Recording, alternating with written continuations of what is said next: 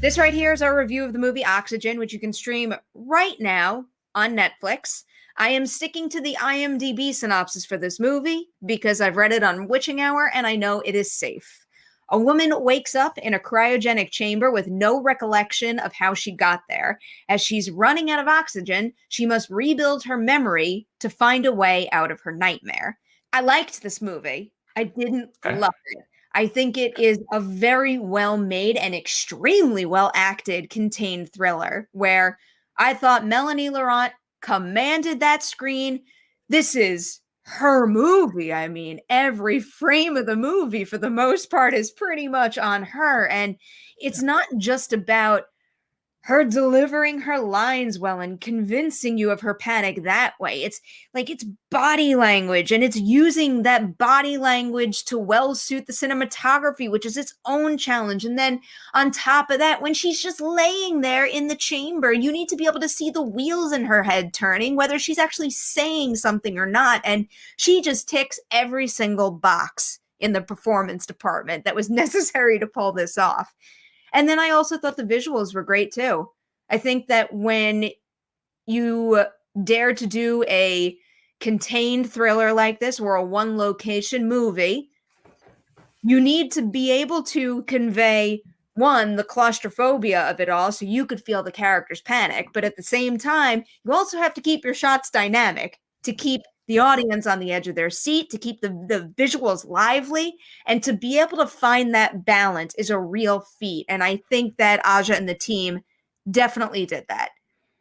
I'll stop there and save my negative comment after you go. Cool. All right. Because I'll say I didn't really love this movie. Okay. I like a good contained thriller. Let me start by saying that. I'm all for movies like Buried, whatever started the craze of being stuck in one single place and having to get yourself out. I think there are ways to make an isolation thriller. I think there are many good examples of it. I struggle with Oxygen a little bit because it falls into a few repeated patterns in its scripting that don't actually work for me in some ways. I think the performance is very good as well. I agree with you. I also think that character is a little underwritten, that Mélanie Laurent is playing, because you have this thing like basically telling her oxygen is depleting over and over again. And yet she does plenty of yelling and screaming and doing all these counterintuitive things to using her oxygen very quickly. But also that goes against one of my other complaints in that this is an hour and 40-minute movie. And I think it would play a lot better with like 20 minutes shaved off at minimum. I don't think this sustains the entire hour and 40 minutes. I think it tries to do a lot with flashbacks and things of nature that are very predictable if you catch a few like visual cues at the beginning. And we kind of know where this is going from the onset. And all of a sudden you start losing me with those oxygen things and these little tidbits that really didn't keep me going. And it loses steam. For me, it loses steam. The hour 40 is too much of this. And I would have loved this. Honestly, I would have loved this as a really long short film. And I know that's weird to say, but like, you give me something 45 minutes of this nature, I think that's great. Or maybe 45 minutes within a larger. All I'm going to say is I was way more excited about where this could go as the film ended versus where it started and what it tried to do. I get it. I don't necessarily. Like, part of me wants to agree with you and say that they could have shaved down the runtime, but I don't think it's the runtime's fault. I think it's more so the fact, and this is my negative comment here on the movie, is that, you know, the reveal of what exactly is going on, it should be a gut punch, and it just doesn't have that effect. So once that information is revealed, the movie loses some of that suspense and energy. Not necessarily because certain things aren't well done or even using their screen time with purpose, but it's because the story itself, like what it's all about, just doesn't really work as much as it could have. Yeah.